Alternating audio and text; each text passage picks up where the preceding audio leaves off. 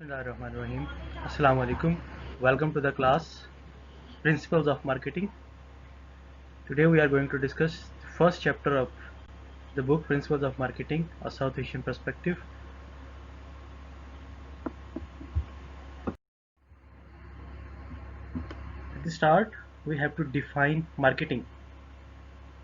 Marketing is the process by which companies create value for customers and build strong customer relationships in order to capture value from customer in return. So in this definition, two broader things are over there. The first thing is creating value.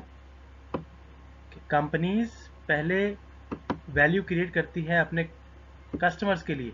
Value किसके लिए create कर रही है? Customers के लिए. Value क्या है? That is originally the satisfaction of customers. वो कैसे होगी? वो प्रोडक्ट्स और सर्विसेज के थ्रू होगी. तो कंपनीज प्रोडक्ट्स और सर्विसेज बिल्ड करती हैं for the satisfaction of their customer more better than their competitors and build the strong customer relationship. Customer relationship उसी वक्त बिल्ड होंगे जब कस्टमर सेटिस्फाई होगा, कस्टमर डिलाइटेड होगा, आपकी प्रोडक्ट को कंटिन्यूसली यूज करेगा. तो it means customer has a good relation with your company. Why companies is creating the products and building the long-term relationship with the customer is, the reason is that to capture value from customers. Customers से value create की जाती है, means for the sake of earning profits. तो companies अपने customers के लिए value generate करती है. क्यों? ताकि उनसे वैल्यू को इकट्ठा किया जा सके. In return they can get value, they can capture value. तो प्रॉफिट्स जो है वो कंपनीज को अर्न होते हैं by satisfying the customers. So this is the basic definition of marketing provided by the Philip Kotler. The marketing process. In this chapter, we will discuss the marketing process. These are the different components of the marketing process. Understanding the marketplace and customer needs and wants. The second is the design a customer value driven marketing strategy. Then construct an integrated marketing program that delivers superior value and engaging customers, build profitable relations and create customer delight. And at the end, we have to capture value from customers to create profits and customer equity. So let's discuss the first phase of marketing process, understanding the marketplace, customer needs and wants. So the first process we are discussing, there are a few things we have to discuss under the first phase of marketing process: customer needs and wants and demand, market offerings, product services and experiences, customer value and satisfaction, exchange and relationships, and markets. So the first thing is customer need, wants and demand. Need is a state of felt deprivation, that is called need. आपको किसी भी चीज़ की जब ज़रूरत होती है तो एक जेनेरिक फॉर्म में उसको नीड कहा जाता है. आपको भूख लगी है, आपको प्यास लगी है, ठीक है, आपने एक जगह से दूसरी जगह पे जाना है, तो ये तमाम क्या है? आपकी नीड्स हैं. What is the form human needs take as shaped by culture and individual personality. Culture और इंडिविजुअल पर्सनैलिटी को अगर हम अटैच कर लें नीड के साथ तो वो वांट बन जाती है. फॉर एग्जांपल अभी हमने एग्जांपल ली कि आपको प्यास लगी है तो वो नीड है, लेकिन अगर आप उस प्यास के बुझाने के लिए आपको पानी चाहिए या कोई कोल्ड ड्रिंक चाहिए या लस्सी चाहिए तो ये क्या है? ये वांट है. वो आपका कल्चर और आपकी इंडिविजुअल पर्सनैलिटी उसके साथ अटैच हो गई है. ऐसी ही भूख लगी है तो आपको खाने में क्या चाहिए? पाकिस्तानी है या इंडियन है तो आपको चावल चाहिए होंगे, सालन और रोटी चाहिए होगी, बिरयानी चाहिए होगी, ठीक है. अगर आप चाइनीज़ हैं तो आपको नूडल्स चाहिए होंगे. अगर आप अमेरिकन या वेस्टर्न कल्चर से तो आपको बर्गर चाहिए होगा. तो ये क्या है? वांट. कल्चर और इंडिविजुअल पर्सनैलिटी जो है वो इसके साथ अटैच हो गई है.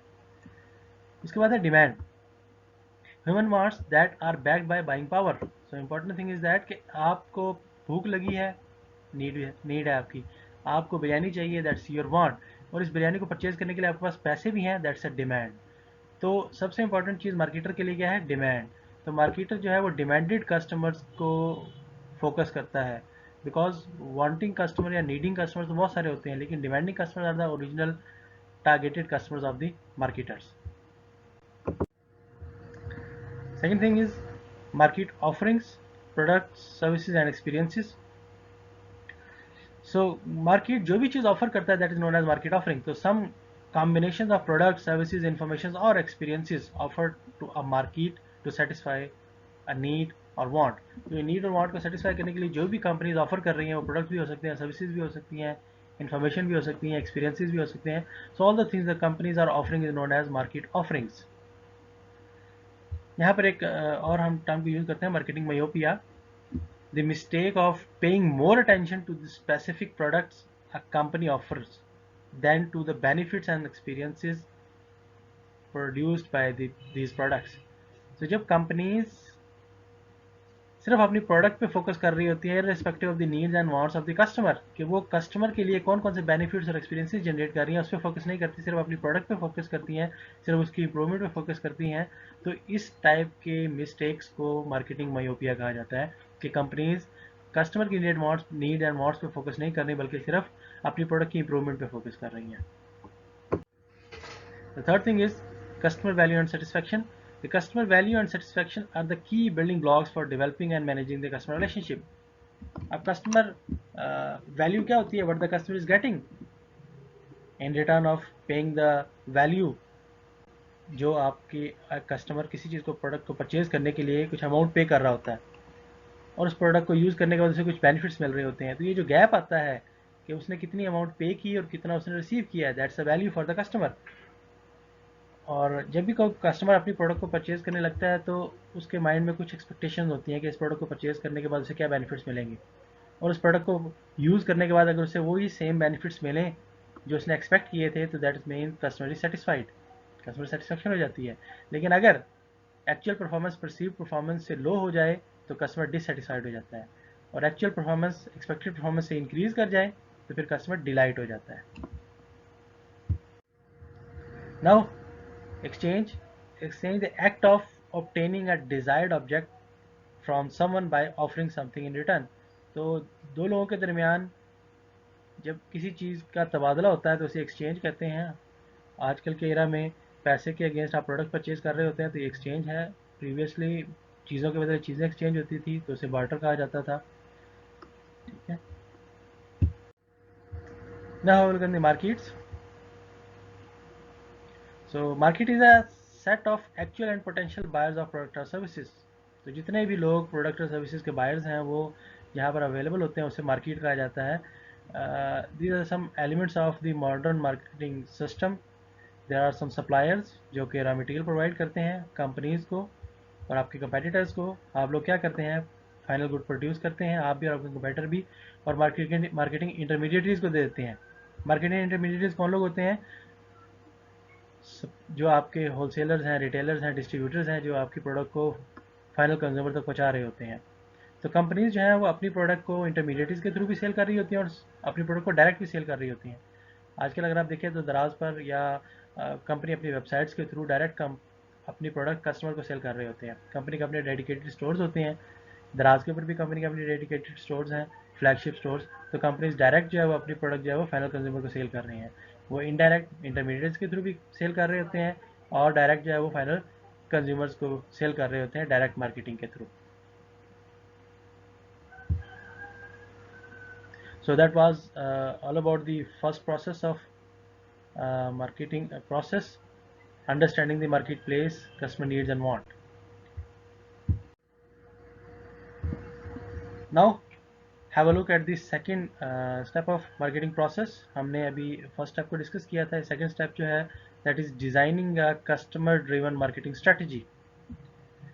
There are three components over there: selecting the customer to serve, then choosing a value proposition, third marketing management orientation.